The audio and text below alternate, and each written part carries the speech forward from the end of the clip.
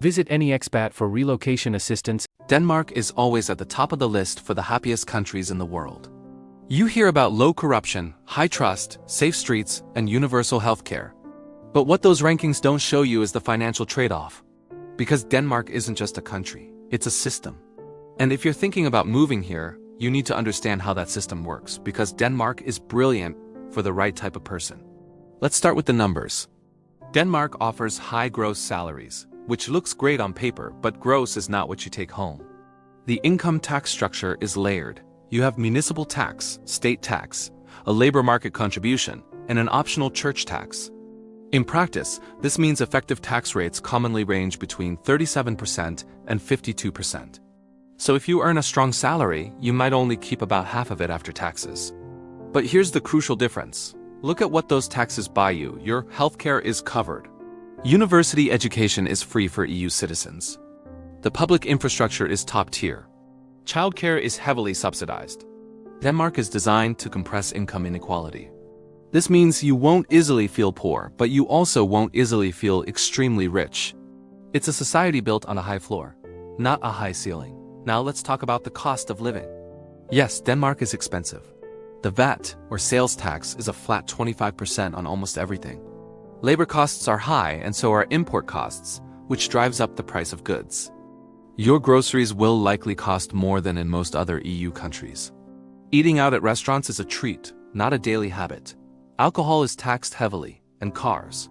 Cars are incredibly expensive due to massive registration taxes. But here's the other side of that coin. The public transport system is so efficient that many people don't need a car, especially in the cities. The famous cycling culture isn't just a stereotype. It's a practical way of life that saves you a fortune on transport. The Danish lifestyle is also more minimalist. There isn't the same pressure to constantly consume and buy the latest things. Denmark isn't a consumption-driven society. It's a system-driven one. Your biggest expense will almost certainly be housing. The Copenhagen housing market is notoriously tight. If you're renting, you'll face high demand, limited availability, and a very competitive process. If you're looking to buy, you'll need a large down payment and will have to meet strict lending standards, not to mention the high transaction costs. There is a unique system called cooperative housing, or andelsbolig, which can be a more affordable way to own, but it has its own complex rules you need to learn. Outside of Copenhagen, cities like Aarhus are a bit more affordable, and places like Odense have lower rent, but also fewer job opportunities. So how do you even get here? For EU citizens, it's straightforward thanks to freedom of movement. You just need to register.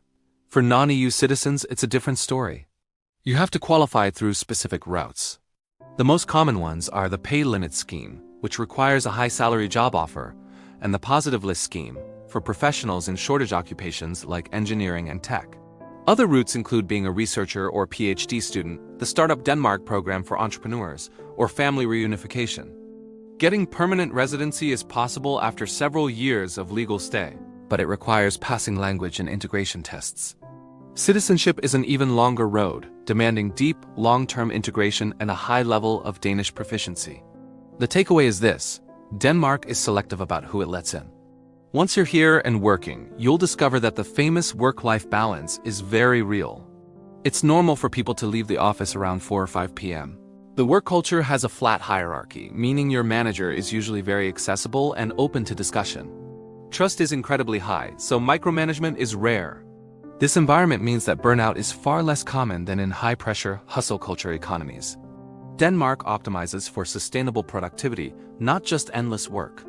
A huge part of that balance comes from the social safety net. Denmark's universal healthcare system covers your visits to the general practitioner, hospital care, emergency services, and maternity care, all funded by your taxes. You won't see massive private insurance bills. Parental leave is generous for both parents. And there's robust unemployment support if you lose your job. The system is designed to dramatically reduce personal financial risk.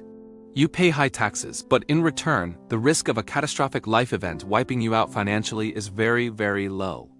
But life in Denmark isn't all rosy. We have to talk about the weather. The winters are long, dark, and gray. In December, you can get less than 7 hours of daylight, and overcast skies are common. This can have a real impact on your mood, something many expats struggle with. Danes have a cultural coping mechanism for this called hygge, think candles, cozy indoor gatherings, and warm blankets. It's about creating a sense of comfort and contentment. But if you're someone who needs a lot of sunlight, the Danish winter can be a significant challenge. Your tolerance for the climate is crucial. Then there's the social aspect. Danes are generally polite and friendly, but also quite reserved. Building deep friendships can take a lot of time and effort. While nearly everyone speaks excellent English, true social integration and feeling like a part of the community really requires learning the Danish language. Many Danes form their core social circles in childhood and university, which can be tough for outsiders to break into. It's not a loud, boisterous culture, it's quietly structured. From a financial perspective, Denmark is not the place for aggressive wealth building. The high income tax reduces your surplus cash for investing. And when you do invest, that income is also taxed. However, the flip side is immense stability. Corruption is virtually non-existent, the currency is strong, and the infrastructure is reliable. You could say Denmark is a capital preservation country, not a capital explosion country. Your wealth will be secure, but it's unlikely to grow exponentially. So, who is Denmark really for? It's extremely family-friendly. With subsidized childcare, free public education, safe streets, and paid parental leave, raising children is financially manageable and supported by the state. Families often benefit the most from the Danish system. On the other hand, single high earners might feel the tax pressure more acutely without dependents to share the benefits. In short, Denmark is a great fit for skilled professionals, especially in fields like engineering, tech, and healthcare. It's ideal for families who prioritize stability and a balanced life. It is for people who are comfortable with high taxes in exchange for a strong social safety net, and for those who appreciate a well-ordered, structured society. It may not be the right fit for entrepreneurs seeking low taxes and minimal regulation, or for anyone whose primary goal is to maximize their wealth as quickly as possible. If you need sunshine to be happy, or if you thrive in a highly social, extroverted culture, you might find it challenging. So what Denmark offers is clear: safety, trust, balance, healthcare, education, and stability, all built on a foundation of low corruption and high-quality infrastructure.